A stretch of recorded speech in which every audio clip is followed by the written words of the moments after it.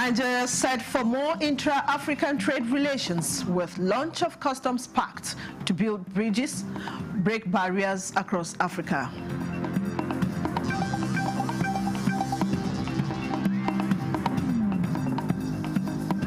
AU and security experts rethink counter-terrorism strategy to tackle extremism.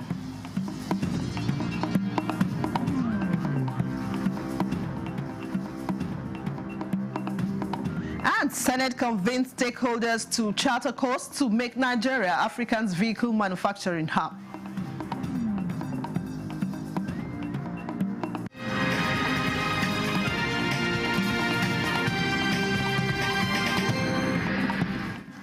Hello and welcome to the news desk at 6 on NTA News 24, live from Abuja. I am Vivian Izadifi. President Bola Tinubu has declared his administration's resolve to provide the institutional and material supports that will enable Nigerian courts to perform their duties with dignity, confidence, and efficiency. The president believes such support is necessary to renew Nigerians' hope in the judiciary. This was at the opening session of the 2025 All Nigerian Judges Conference organized by the National Judicial Institute in Abuja. State House correspondent Musba Wahab reports.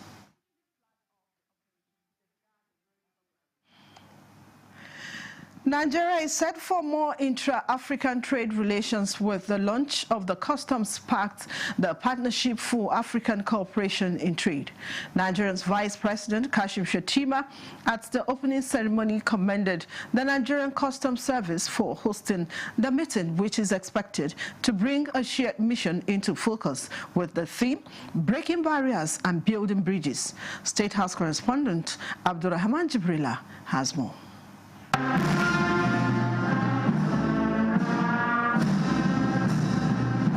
More than 400 participants from 28 African countries and other stakeholders here attending this Customs Partnership for African Cooperation in Trade, capturing a commitment to removing obstacles, strengthening cooperation, and expanding channels for legitimate trade across Africa. In the first half of 2025, Nigeria's trade with other African countries reached an all-time high of 4.82 trillion, which is an increase of more than 600 billion naira compared with the previous year. This is a clear signal of strengthening regional trade momentum. Within West Africa specifically, Nigeria's export to ECOWAS countries have climbed significantly, reflecting our growing role as a hub for intra-continental trade and value chain. And it's for this reason that the WCO is here standing with you. To support the future state that very much relies on the ability to manage volumes of trade, access to markets, and predictability for businesses. Things that Customs manages every day at borders in every corner of the globe. It's clear demonstration of our collective political will and also decisive action that Africa has taken to rid itself of the vestiges of colonialism. Here, Nigeria and the African continent stakeholders are reaffirming commitments to deepen cooperation that protects the economy, supports traders and economic operators, enhances intra-African trade, and strengthens the foundation of continental growth. Our vision must translate from conference halls to the daily experiences of traders, manufacturers, logistic operators, and farmers. Nigeria remains firmly committed, structurally and operationally, to building an Africa that trades by design, where integration is practical, measurable, and effective. Our ambition is simple: a continent where borders facilitate opportunities rather than inhibit them. Let me Nigeria, being the host, has pledged enhanced strategic engagements to continue building bridges that secures a more connected and prosperous African future. From the State House, Abdurrahman Jibrila, NTA News. Violent extremism remains a major security concern across the Lake Chad Basin, despite years of military operations. In response, the African Union, alongside regional security experts, convened at the National Counter-Terrorism Center, Office of the National Security Advisor, to chart a new course by prioritizing prevention, community resilience, and human-centered approaches in Africa's counter-terrorism strategy. Defense correspondent Ismail Musa has more. Across the Lake Chad Basin, governments invest heavily in various counter-terrorism measures, from deploying military force to enhance intelligence gathering and non-kinetic approach. These efforts have helped in containing threats, but experts stressed force alone cannot achieve sustainable peace. Robust interagency collaboration. This gathering marks a significant shift towards prevention, with emphasis on building peace and transforming vulnerable communities into drivers of stability. Terrorism groups continue to expand their geographical reach beyond their original zones by mounting sporadic cross-border incursion. This transnational nature, which is crucial for the terrorist and violence group operational sustenance, surely command priority attention and synergistic responses of regional organizations. The workshop provides a rare opportunity for practitioners and decision makers to reflect deeply on our shared challenges, learn from each other's successes and failures, and co-create a practical roadmap for stronger, coordinated preventing violent extremism action in the region. Human security, dialogue, gender inclusion, and community resilience are key components for addressing the root causes of violent extremism. In Abuja, Ismail Musa, NTA News. Federal government has vowed to ensure the swift and safe rescue of the female student abducted from the government girls' secondary school in Maga, Kebbi State. The government, in a statement by the Minister of Information and National Orientation, Mohammed Idris, expressed deep solidarity with the families and condemned the attack that also led to the killing of school officials. The government described the attack as reprehensible. President Bola Tinubu reiterated that protecting every Nigerian, especially school children, is a solemn responsibility of the state. The government assured Nigerians that strengthening internal security is a top priority. It announced that it is currently recalibrating the nation's military, policing, and intelligence capabilities to better prevent such attacks and respond with greater speed. Furthermore, the statement reassured that Nigeria is reinforcing cooperation with regional partners through ECOWAS, the African Union, and the Multinational Joint Task Force to secure borders and disrupt terrorist networks. Therefore, the public is urged to remain calm and confident, promising that no effort will be spared in bringing the abducted schoolgirls home and ensuring the safety of all citizens. The International Center for Migration Policy Development, in collaboration with the National Agency for the Prohibition of Trafficking in Persons and the Netherlands, are taking a multi-stakeholder approach to address human trafficking and irregular migration. Let's join Amina Baba Suleiman for details. These are relevant key players and partners in the fight against human trafficking and irregular migration. Among them are representatives from the International Center for Migration Policy Development and the Ministry of Asylum and Migration of the Kingdom of Netherlands.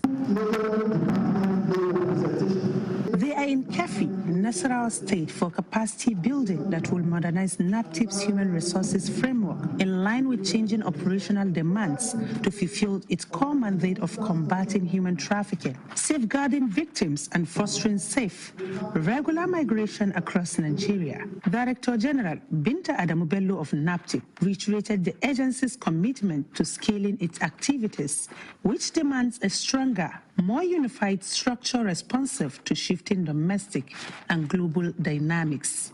To our consultants and the NAPTIP officials present here, I urge you to approach this exercise with open minds and a deep sense of responsibility. The quality of outcomes from this workshop will shape the future of our human resource. Today to underline how much we are focusing on counter-trafficking efforts and supporting NAPTIP. The workshop wrapped up with an urgent appeal for stakeholders to collaborate in building a safer, more protected society. Amina Baba Suleiman, NTA News. Concerned about the slow pace of development of the automotive industry in Nigeria, the Senate, through its Committee on Industries, brought together key stakeholders to chart a course in making the country Africa's vehicle manufacturing hub. National Assembly correspondent Lami Ali reports that Senate is also interrogating the status of Nigeria's auto industry development plan. This meeting, the Senate Committee on Industry stated, is convened to confront the paradox of Nigeria being a vast market of vehicles it does not produce. According to statistics, Nigeria imports 250,000 cars each year at a cost put between $3 to $5 billion. Although Nigeria is widely recognized as a leading economy, its automotive industry has remained largely underdeveloped. We want to know why. And what can we do? Because we are supposed to export these vehicles to the neighboring countries. Can be beneficiary to the industry and people of like the Senate President said, there are more than 6,000 materials you can put in manufacturing a car, upholstery, everything. They'll be sold by people. Then every other thing is needed. No one man manufactures everything. Innovation, investment, and industrial growth. It's not a slogan, the sermon. The automotive industry is not merely an economic sector. It is the steel spine of modern industrial civilization. When a nation manufactures its own machine, it manufactures its own destiny. The committee said all challenges should be laid bare and resolved in order to make progress. The Presidential Initiative on CNG and the National Automotive Design Development Council speak on efforts to drive the sector, but emphasize that investments and support for local industries are essential. We have converted about 100,000 vehicles. We are moving on. Our target is about to hit 1 million. We have about 12 million cars all over the country. 57% of them are commercial vehicles. If we can get that in CNG and EVs, then we'll drastically reduce the cost of transportation. Once you drastically reduce the cost of transportation, you drastically reduce the cost of inflation. We are moving from internal combustion engine to electric vehicle. We have to prepare. We have to prepare ourselves, especially for electric vehicle. We have to get ready and we need to provide the necessary infrastructure. Revitalizing Nigeria automotive industry, legislative pathways for innovative investment and industrial growth is the topic of the roundtable. Lami Ali, NTA News.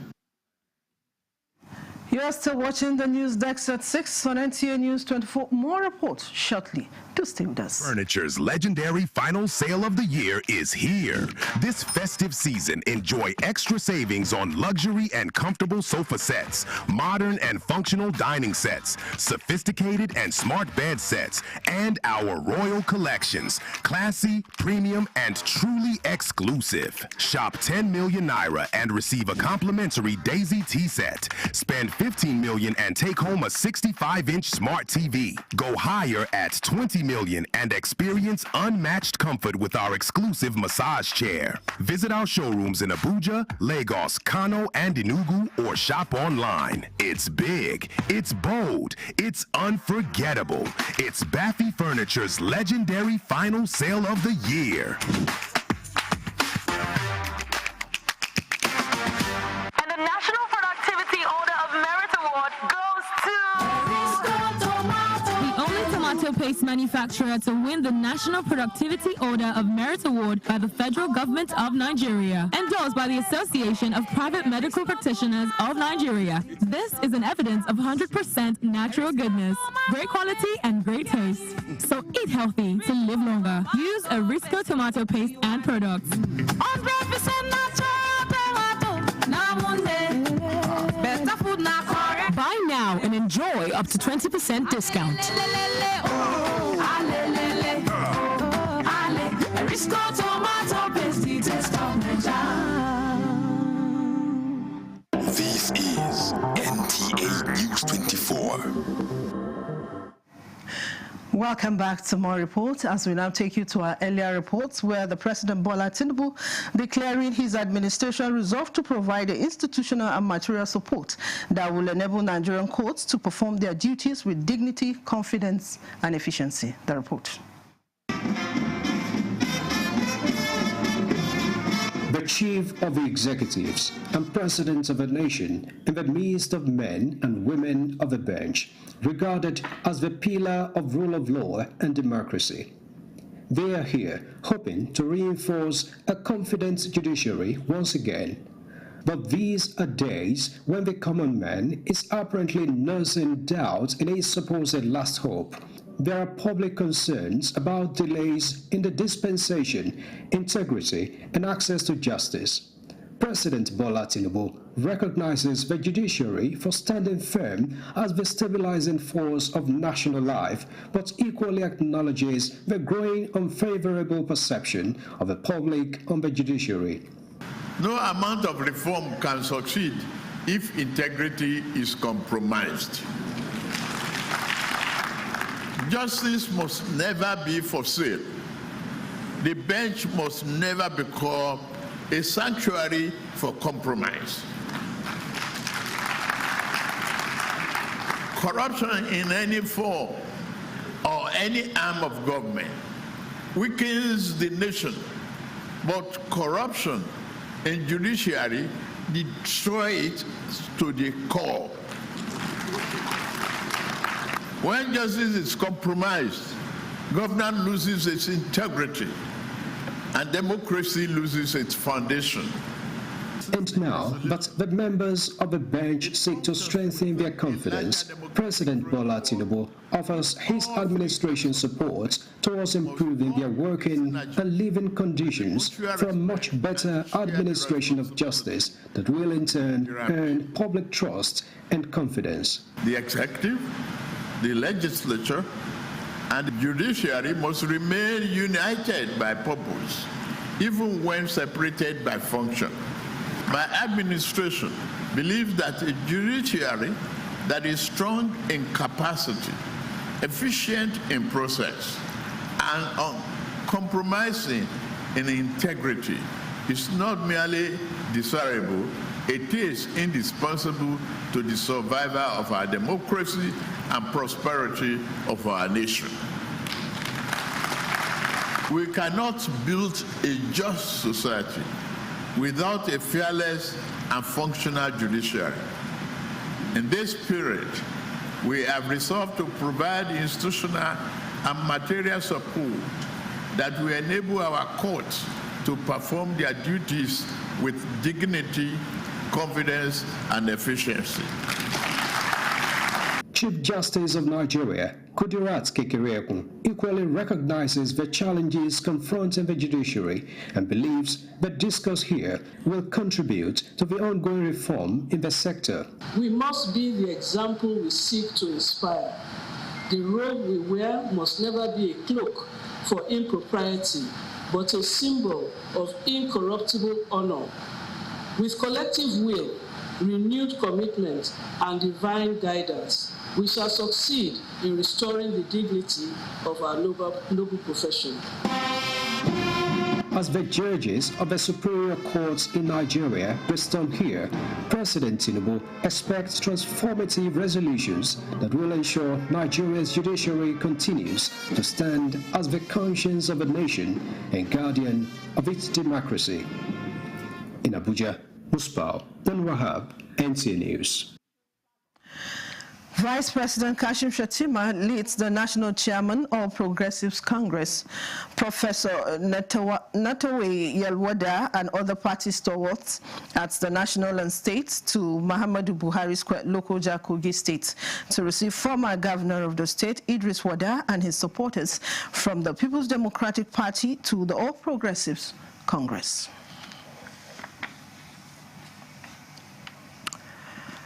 We'll bring you the reports in the course of the bulletin. The real estate and interior design sector has witnessed remarkable growth, driven by innovators like RSS Real Estates and Interior Deco. In just 2 years, the company has carved a niche in Nigeria's industry, and to mark this achievement, partners, clients, and industry experts gathered by a poolside in Abuja to celebrate the company's style, innovation, and contributions. Eukaria Clinton report.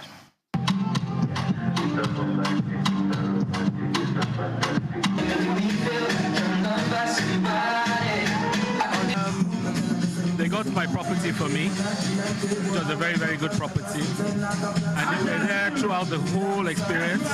They made sure everything worked out perfectly. I don't have any problem with them at all.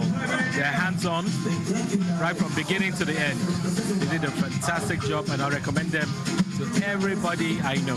Very, very professional. Very, very professional. We have testimonies all around, not just here in Nigeria. Testimonies as these have characterized the company's 25 months of existence.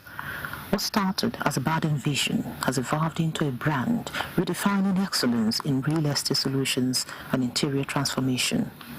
For some, it goes beyond marking 2 years anniversary, but celebrating resilience, trust, and more growth. Property business is very stressful, it's hard, but it requires somebody who has patience, and which she does. So, you know, everything in life is gradually. She will get there, and she has already getting there. So this is the first step, and she will continue. I'm proud of her. I'm proud of Nigerian women. I'm proud of all women that stands for themselves. Hajiya Rukaya Haliru, the Chief Executive Officer of RSS Real Estate and Interior Decor, a woman who has defied all odds in an industry dominated by men, appreciates people whose support gave her strength. RSS is a combination of my name and my husband's name. I dedicated the name to him because he was so supportive when the business was coming up. Dedicated the company to him by Rekia Sahid Umar. With renewed energy, the company leaders say RSS is stepping into its new chapter and breaking new grounds. We want to extend our tentacles not only in Nigeria, even internationally.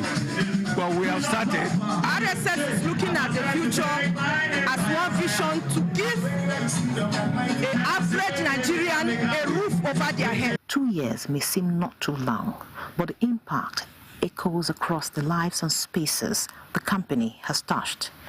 And for many who came to celebrate, the journey ahead looks even more promising. In Abuja, Eukaria Clinton, NTA News.